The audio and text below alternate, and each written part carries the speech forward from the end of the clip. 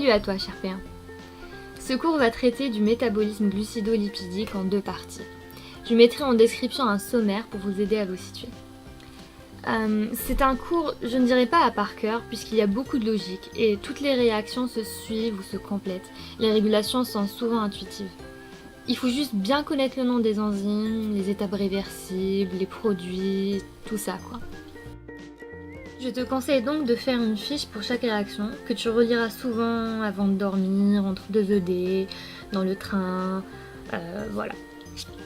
Let's begin!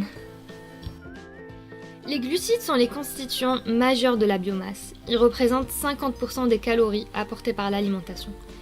Et on les retrouve dans pratiquement tous les aliments. Prenons l'exemple du lait, auquel vous aurez ajouté du sucre. Ces aliments sont constitués de glucides. Le lait, par exemple, est riche en lactose, alors que le sucre ou les fruits, par exemple, contiennent du saccharose notamment. Une fois consommés, nos glucides vont être digérés par des enzymes contenues principalement dans les sucs gastriques, afin de se retrouver dans la forme la plus simple qui soit pour faciliter l'assimilation par l'organisme. Le saccharose sera ainsi réduit par la saccharase en glucose et fructose, d'où aussi l'autre nom de l'enzyme alpha-glucosidase ou bêta-fructosidase.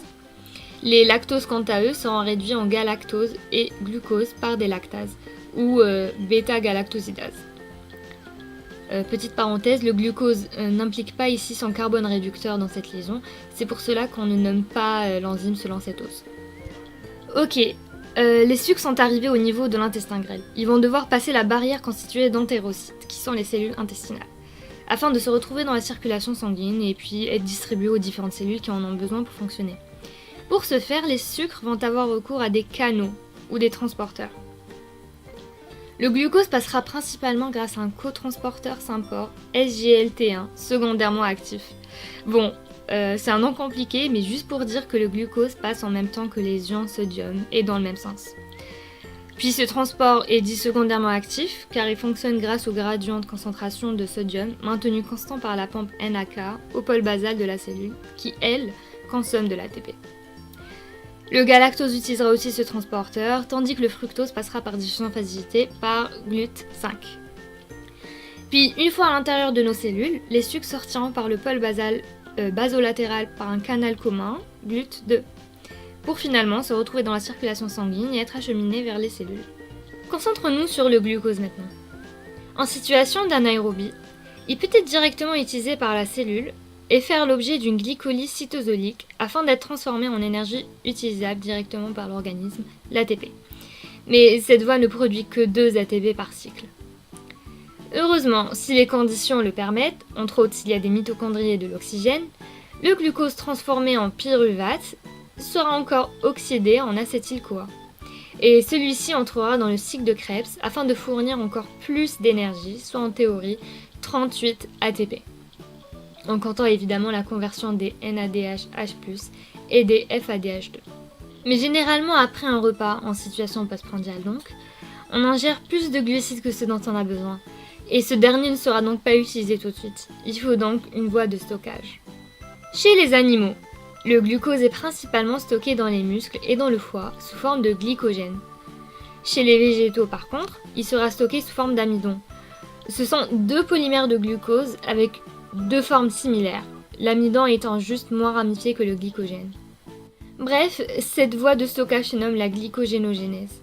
Elle va brancher les glucoses les uns à la suite des autres afin d'en faire de longues molécules de glycogène.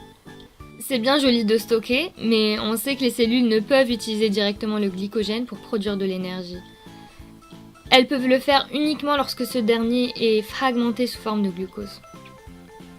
Donc, il faut une voie de dégradation. J'ai nommé la glycogénolyse. Ces 2 voies, glycogénogénèse et glycogénolyse, sont 2 voies entièrement cytosoliques. Bon ok, maintenant on sait comment notre organisme fait pour stocker le glucose sous forme de glycogène. Mais si jamais notre alimentation est faible en glucose, comment se débrouille notre organisme, sachant que la glycémie est censée rester constante à 1 g de sucre par litre de sang? Bah heureusement, il existe une voie mi-cytosolique, mi-mitochondriale, la néoglucogénèse, qui se déroule dans le foie. Elle permet la production de glucose à partir de substrats non glucidiques, à partir de lactate et de pyruvate, qui sont libérés par les muscles en exercice ou par les cellules dépourvues de mitochondries, par exemple qui s'arrêtent à la glucolyse comme on l'a vu tout à l'heure, à partir d'acides aminés glucoformateurs, typiquement l'alanine, ou encore de glycérol qui est produit par la lipolyse adipocytaire. Un dernier point concernant le métabolisme glucidique. Vous voyez bien que la glycogénogénèse et la glycogénolyse sont deux réactions totalement opposées. Il serait donc un peu bête que les deux fonctionnent en même temps. C'est pour cela qu'il existe des régulations hépatiques. Par exemple, en postprandial, le but étant de stocker le glucose pour une utilisation ultérieure, l'insuline sera libérée à ce moment-là par les cellules bêta du pancréas. Elle va donc permettre une activation de la glycogénogénèse et une inhibition de la glycogénolyse. En post-absorptif par contre, quand la glycémie commence à chuter, notre organisme aura tendance à produire du glucose et augmenter son taux dans le sang. À votre avis, via quelle substance? Le glucagon, sécrété par les cellules alpha du pancréas, ainsi que les catécholamines et le cortisol aussi, mais bon. Celles-ci vont stimuler la glycogénolyse et inhiber la glycogénogénèse. Ainsi, les deux réactions en situation physiologique ne sont jamais actives en même temps. C'est le même principe pour la néoglucogénèse versus la glycolyse. Lorsqu'on fabrique du glucose via la néoglucogénèse, c'est qu'on est en manque de glucose. Donc on va clairement essayer de réduire au maximum son utilisation. Et c'est pour cela que lorsque la néoglucogénèse est active, il vaut mieux inhiber la glycolyse. L'insuline va ici permettre une activation de la glycolyse et une inhibition de la néoglucogénèse. Alors que le glucagon et les catécholamines vont permettre d'inhiber la glycolyse et d'activer la néoglucogénèse. On en a fini avec cette partie, j'espère que le cours vous a plu et qu'il vous a donné un bon premier aperçu du contenu du chapitre.